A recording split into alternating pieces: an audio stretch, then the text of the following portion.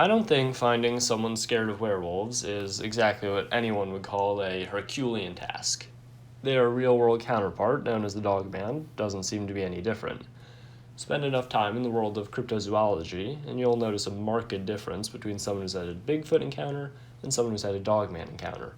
With exceptions, Bigfoot encounters often get described as the ultimate big fish story that no one will ever believe, while Dogman encounters leave lifelong outdoorsmen and women afraid to even enter the woods at all. This is owed to a few factors. Most people have some form of context for seeing a Bigfoot. Even if they were previously skeptics, they are aware that there are people who believe in the American ape man and have more than once considered that they may be correct in that belief. While Dogmans are thought to be reserved for being seen on the big screen. Dogman has a generally more menacing appearance than Bigfoot and does seem bolder than Sasquatch in how close they're willing to get to humans. But I think there's one major reason for this. Dogman seems to like scaring humans.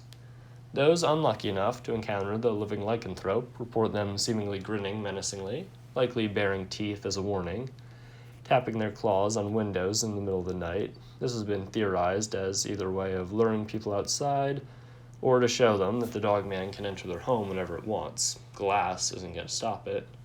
Leaving prey out where they know it will be found, leaving claw marks high up on trees and chasing after people just to give up whenever they seemingly get bored. To anyone who's had a Dogman encounter and is watching this, if you had to run from the Dogman, it let you go. These things can keep up with cars going 60 on the highway. If you legitimately outran one, go scoop up some hardware at the Olympics. The question is, why does Dogman do all this? Well, there are a couple possibilities. One is that what we consider attempts to scare might actually just be these creatures being territorial. Most animals don't want other people encroaching on their land. Dogman is one of the few species with the capability to actually do something about it. Well, I do believe that Dogman has hunted the most dangerous game before. Unfortunately, only he could tell us about the successful outings. I think it realizes that there's danger in doing so. Dogman is over 7 feet tall with claws and fangs, but humans have every weapon under the sun. If we really go to war with them tomorrow, well, we really will be home by Christmas. Alternatively, there is evidence that these things are more than just flesh and blood creatures. They could, in some way, feed off of humans' fear. This would explain a lot of the behavior. The humans that Dogman has caused to disappear could likely be owed to them being viewed as threats. If these are more spiritual creatures, in some way, they derive nourishment from scaring us. They're not meant to live off bread alone either.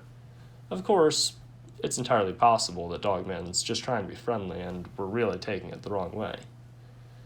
Why do you think Dogman tries to scare humans? Let me know in the comment section below.